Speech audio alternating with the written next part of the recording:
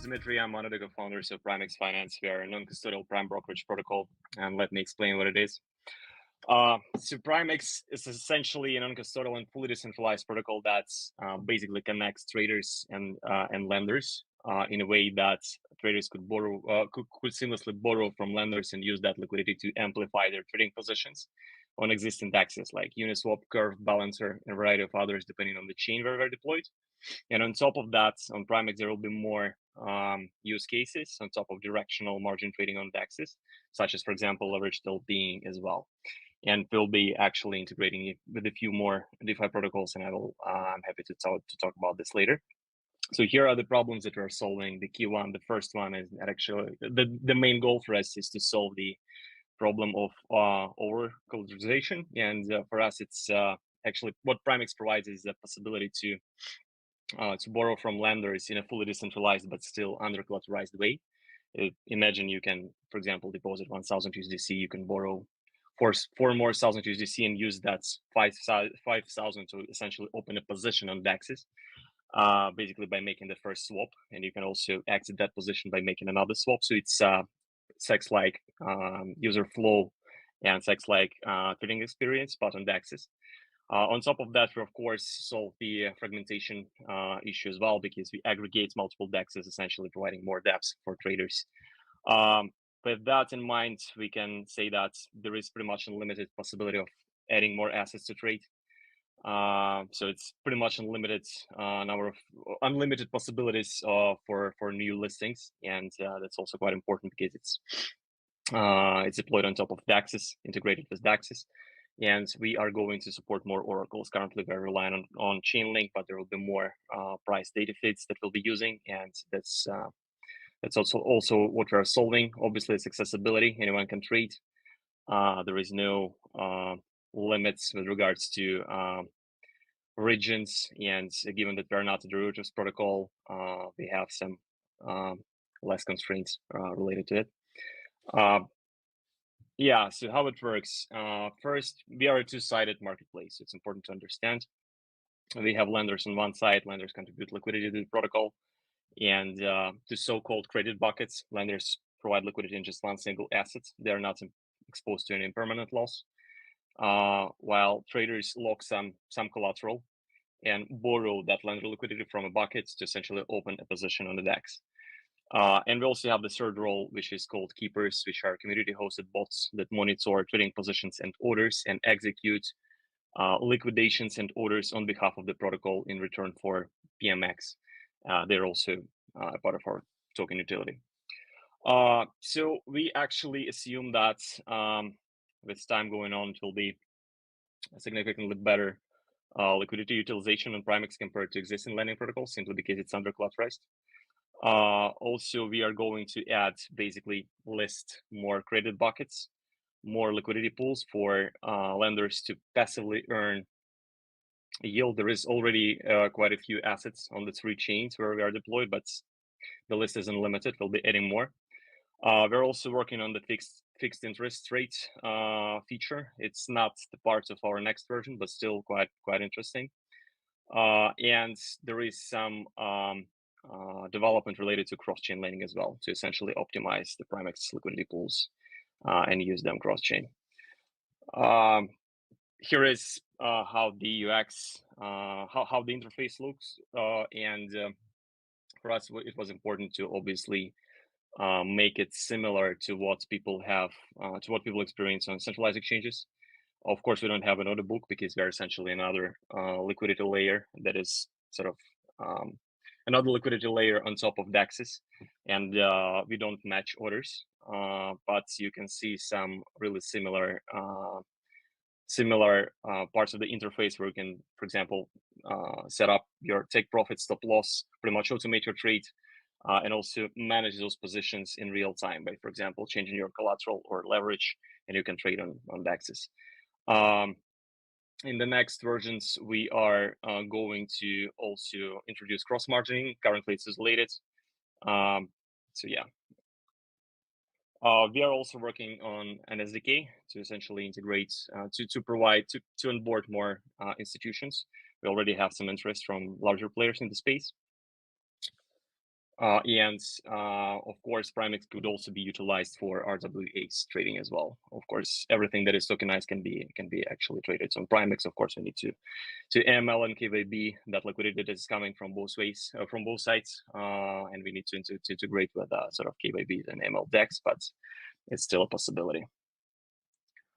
We have pretty much a straightforward business model. We have a so-called protocol fee, which is basically paid by a trader to when the position is opened. And this fee is partially collected to treasury, and some part of it is being paid to keepers as well for the actions that they do on behalf of the protocol. We have so-called leverage fee. It's a really small difference between what traders pay for the liquidity that they're using and also the interest rate that lenders are farming. We are going to introduce so-called listing fee for essentially adding more credit buckets for creating new liquidity pools on PRIMEX to essentially list new assets if you compare it to a centralized exchange. And there is a small withdrawal fee just to keep just to incentivize keeping liquidity in the credit buckets for longer periods of times, but it's just really small. We have a lot of utility of the token. So we have obviously the protocol fee that can be paid in PMX. We have keeper rewards, which are also partially paid by in the PMX token. We have the so-called liquidity mining program, where we have incentivization for early lenders and traders for early volume and TVL. In the next versions, we are going to introduce so-called PMX-based tiers for traders to essentially lock some amount of PMX to get some permanent discount on the protocol. And we are also going to add staking opportunities to make our keepers work in a consensus, because currently they're competing with each other, and there is a lot to optimize. So what we are raising for, we are raising to extend the collateral types that our protocol supports. We are going to next make it possible to essentially use leverage to LP on dexes like Uniswap and its forks, because there is a lot of demand for it.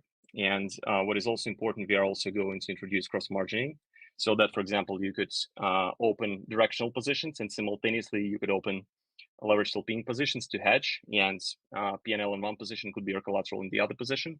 And this way you could build really sophisticated hedged scenarios with multiple positions within just a single protocol. So that's what we're raising for. Here are some of our backers, and yeah, I think that's it. Thank you. Amazing. That was right on time. Thank you so much, Dimitri. We have one question coming up from Polkastarter. From a crypto economic perspective, which of the participants do you think is most important to bootstrap with token incentives, lenders or traders? Well, that's a great question. Actually, I would say that traders come first, because obviously traders already have some functionality and they can automate their trades even without leverage. And once there is volume, of course, there will be interest for lenders. So I think that in our case, traders be somewhat prioritized compared to lenders, if that makes sense. But speaking about the specific rewards as part of our liquidity mining program, it's more or less equal. We have some thoughts about how to balance, rewards for volume and also TVL. But yeah, I think it's more or less equal. Lovely. And could you elaborate a little bit more on how do you plan to attract traders to PRIMEX? As in, how do you incentivize them? Actually, there is a few ways. So we are working with some trading communities. So currently we're just starting to scale because we've been testing the protocol on mainnet for a few weeks. We had to update it quite significantly. And we have some interesting campaigns related to our app specifically to onboard new users and incentivize them, of course, for their volume. And on top of that, it seems that our trading widget, which actually supports limit swaps in different kinds of positions, is interesting to some DEXs that essentially want to integrate us on top of their AMMs. So imagine you could, I cannot really say the names, but there is a few DEXs interested in basically enabling limits and positions on top of their on top of their DEX without, of course, aggregating many DEXs. And that's another way how we are going to attract some existing user base that, instead of swaps, could also trade with leverage on some DEXs. Loud and clear. We have one more question coming up from Alex from Aurora. Which DeFi protocols is PRIMEX integrated with? We are DEX dependent, so we are DEX complementary. So obviously we are integrating with pretty much all the uniforks, which is easy for us. We are also integrated with Balancer. We are integrated with Curve. So pretty much quite a few DEXs and their forks. And there will be, of course, more integrations. We'll be supporting some other DEXs, I mean, by architecture, not necessarily forks of those that I mentioned, but on top of DEXs, we're also integrated with Aave, because we are actually putting that liquidity that is being until we actually launch the credit bucket, we have some specific threshold, the minimum amount that is needed to be actually attracted to a specific bucket. We actually put that liquidity to Aave, for example. So there's another integration, and we're also thinking about integrating with more protocols to essentially make the trading positions cheaper, because once you have some liquidity locked in an open trading positions, it can be actually used somewhere to essentially make it cheaper, because you'll be getting interested off of it. So it's quite interesting. So there will be more. That's really good to hear. Yeah, considering everything, Curve, Aave, they are one of the forefronts in the liquidity. So great news. I believe you have one or two questions left, or at least the time for. Let me check if something is coming up from our judges.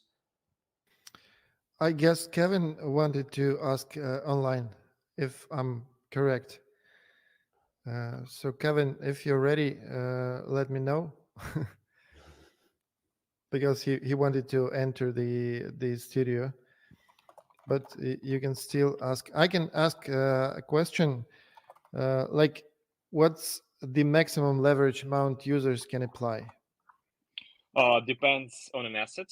We have some different parameters for max leverage depending on the previous volatility of that specific asset. So it's being sort of calculated in advance.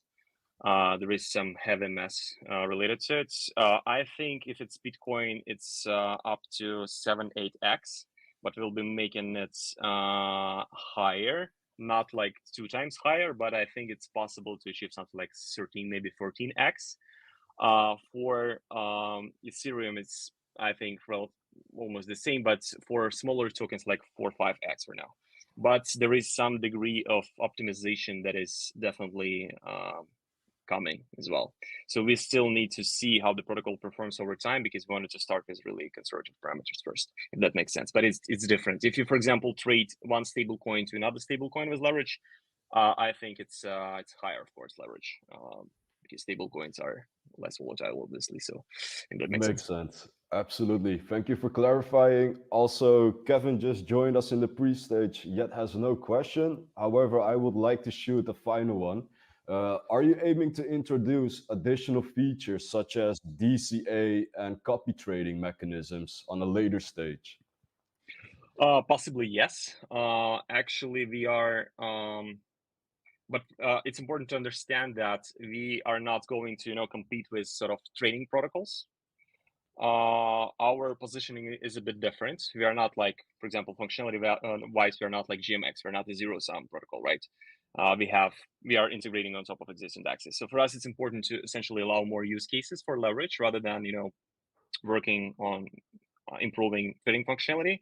We think that our interfaces are already quite good. Of course, there will be some improvements, but possibly yes. But we are prioritizing some other things, I would say. And those are different leverage use cases, like like leverage LP on Uniswap and its forks, and for example, LS on Lido to essentially stake with leverage as well. So we are actually thinking about those first, if that makes sense. Thanks for clarifying. We're also out of time, so there were some great insights about you, and a pleasure to have you on board. Dimitri, have a great day. Thank you so much. Thanks for hosting me. Thank you.